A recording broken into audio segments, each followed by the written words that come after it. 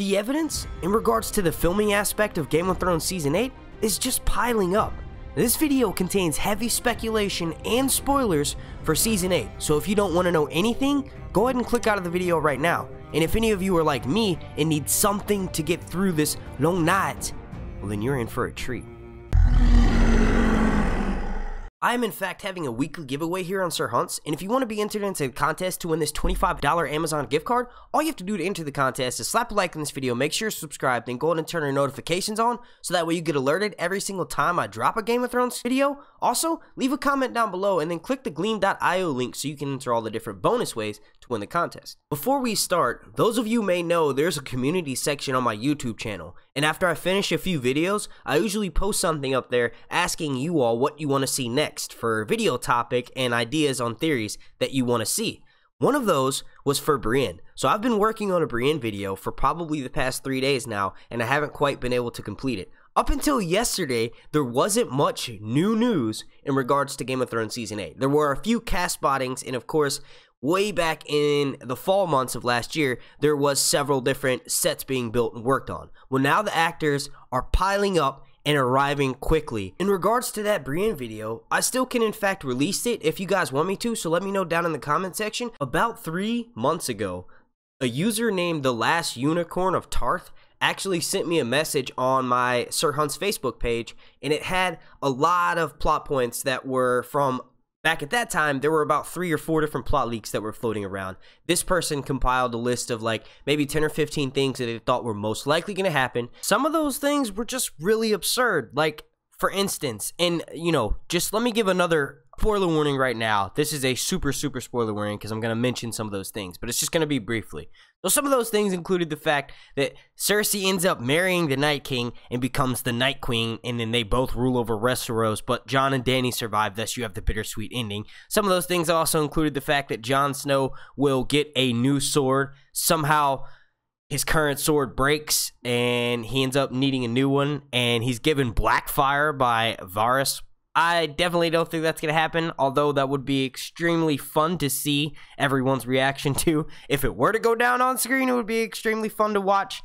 I don't think it's the best choice storytelling-wise, but like I said, some of those things were really absurd, but some of them were pretty accurate. One of those accurate things on the list happened to be the fact that Jon Snow and a group of his companions supposedly ride north of the Wall, not to defeat the Night King, but to destroy the Altar of Winter. Now, the Altar of Winter is also known as the birthplace of the White Walkers. Now, you're probably like, what exactly is the birthplace of the White Walkers? This is, you know, pseudo-named, or nicknamed rather, the Altar of Winter. Now, if you guys remember, this was the place where Leave turned the first White Walker. Now, there are many different theories about what's actually going on here, but I personally like the one where this is actually the first Azor Ahai, and he came to get help from the Children of the Forest to defeat and fight an invading army. So if that's the case, and Jon Snow and a few others have to go north of the Wall to destroy this Altar of Winter, that would make so much sense. We do know that since this is the place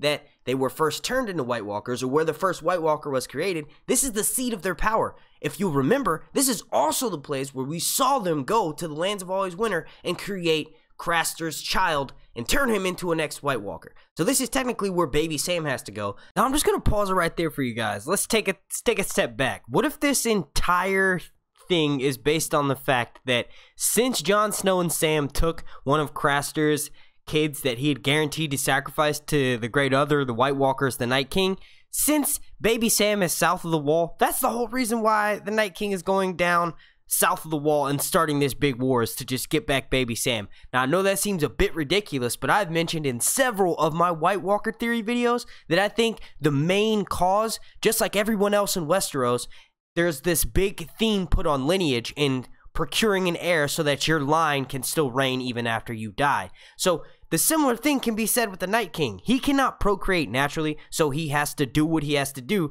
to secure his line of succession. So let's just say that since this is a magical thing, he needs a certain number of White Walkers. Jon Snow's killed a few. You know, they stole one of his up-and-coming White Walkers in Baby Sam. What if this whole thing was just started just because he's just trying to continue his lineage and he doesn't want his line to die just like everyone else. Now, I do think that there may be something more to that. Because he's magic and because he's evil magic, he may actually be able to possess the next White Walker and make them sort of like the next Night King. So basically he lives on forever. And honestly, it would make sense that if the evil guys of the story are given some secret power like immortality. We all have to remember that a lot of the enemies that Jon Snow and our heroes have faced thus far have been natural. Like, they're villains and they're not like the most natural of people, but they definitely haven't been supernatural. So with that being said, the traditional ways of killing an enemy have to go out the window, and something like venturing to the far north of the wall. Now this totally makes sense, and it kind of has to. I honestly would have just blown past this part of the list of supposed things were supposed to happen in Game of Thrones Season 8 had half the crew not have showed up in Iceland, where north of the wall scenes are mostly being filmed. Now, obviously, you can argue that these scenes are going to be taking place in Winterfell because we do know that winter has come and there's going to be massive amounts of snow at Winterfell. But the fact that we have the actor who plays Tormund there, that just means that this is a new scene that's going to be filmed, and it's not just an introduction to Winterfell. Like, basically, all of these characters arriving in Winterfell. The last time we saw Tormund, he was jumping off the wall at Eastwatch by the Sea when it was being attacked by the Night King.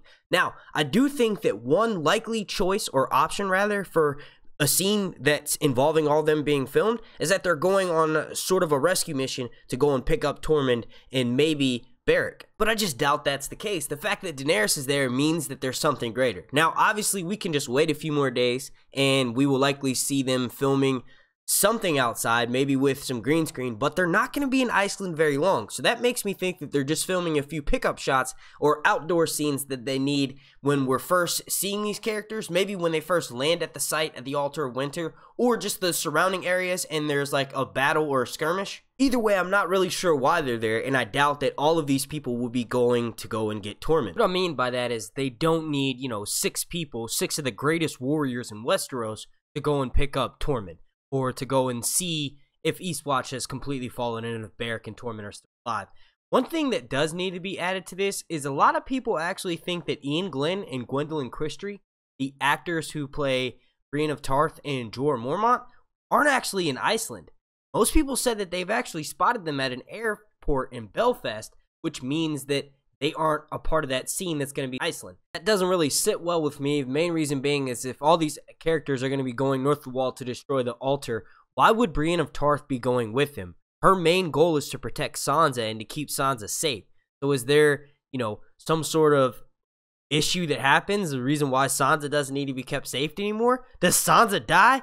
Oh my gosh, I don't know. Let's back away from that black hole. I'm going to touch on this more in my Brienne video if you guys still want me to release that, but Brienne, out of all the characters on the show, suffering insane loss and characters dying in front of their eye, beloved characters dying in front of their eyes, and we've seen it happen, Brienne is one of those few characters that hasn't actually had that. Now, yes, she has definitely been caused a lot of pain and suffering. She's suffered a lot of heartache, but she's never actually lost 100% a loved one of hers. Now, it's safe to say that her father is definitely a loved one, but he's not going to be making an appearance in Season 8 just so that he can die. Characters that she does love that are around her that could die are Jaime, Sansa. If that's the case, and one of those characters ends up dying, which frees Brienne up to go on to this task up in the north, I think that she may be one of the few characters who gets the, no matter what happens, I'm still going to survive all the way through the end. Now, there are a few characters that are going to get that treatment, but Brienne is going to be on that short list. Now, one thing that didn't quite make sense to me was the fact that John Bradley was there, the actor who plays Sam.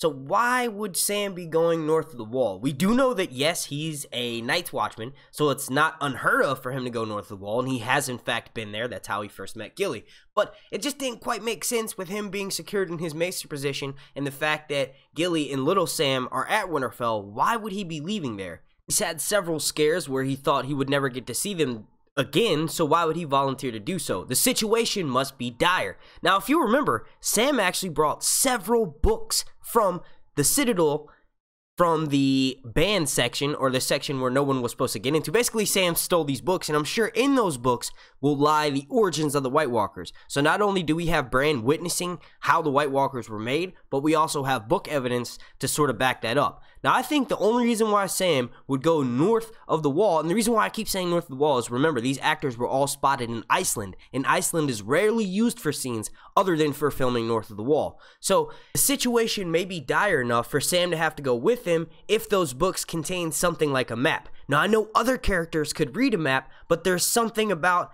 this book or this passage from the book that needs Sam. And this could be the last journey that Sam goes on before we see him at the very end writing this story, or a Song of Ice and Fire rather. So this could be his version of the throwing of the one ring of power into the fiery chasms of Mount Doom. We're getting a little bit crazy here, and I kind of had to throw on the tinfoil cap for this one. But what if Sam has to go with him to lead them to a certain place in the Lands of Always Winter, that being this altar? Sam has to go because he's the only one who could read the language on the map, and also he's the only one who could read the language on what ritual they must do to get there. Now, I honestly think that if this is the case and Sam has to go with him and they're filming north of the wall and all this other crazy stuff, likely the best solution will be to just burn it all to the ground. The way that they're going to get there is most likely going to be a dragon, because we know it'll be able to get them there fast enough and back. And also we have the mention of Jon Snow riding Rhaegal north of the wall, Rhaegal being the only dragon that survives, because Rhaegar used to be called the last dragon, so it makes sense that Rhaegal is the last dragon alive. That's actually been speculated for a while now, but in that mention of that part of the plot leak, there was supposedly, you know, Jon Snow riding that dragon north of the wall, and that scene is somewhat confirmed in all these actors being there. I honestly think that it would be insane if that's the case, and it would be amazing also if Sam were to get his last journey and not actually dying on that journey, getting to return home safely with one great story to tell everyone. Now, a lot of people just speculated that all these characters are there in Iceland simply because they need to film some new pickup shots to show us how insane the snow is outside of Winterfell since winter has come. Of course, that is most likely what's going on, but it's definitely 1,000 times more fun to speculate the fact that all of these characters are going to be riding on a dragon north of the wall to destroy the Altar of Winter. Let me know what you guys think down below in the comments section. I want to thank you all so much for watching this video. If you could please slap a like on this, the like goal will be 420. And also, if you want to be entered into the contest to win this $25 Amazon gift card, make sure you follow that gleam.io link down below, and then make sure you subscribe to me here on YouTube. I want to give a super special shout out to Mario and Terry. They are the executive producers of this video, and without them, this kind of content would not be possible. Also, super special shout out to every single one of my members over on patreon.com/SirHuntsReviews. If anyone watching would like to join and show your support, all you have to do is click the link down below, and that'll take you straight to the page. I want to thank you all again so much for watching. My name's Mark, and this has been Sir Hunt's Reviews. Oh yeah, and one more thing. Any actors of the show that may be watching this video, which I know the chances of that are slim and nil, but if y'all think it's funny to tell us every couple of weeks a new release date for Game of Thrones Season 8, it sucks, and it's not funny. Quit it! Damn it.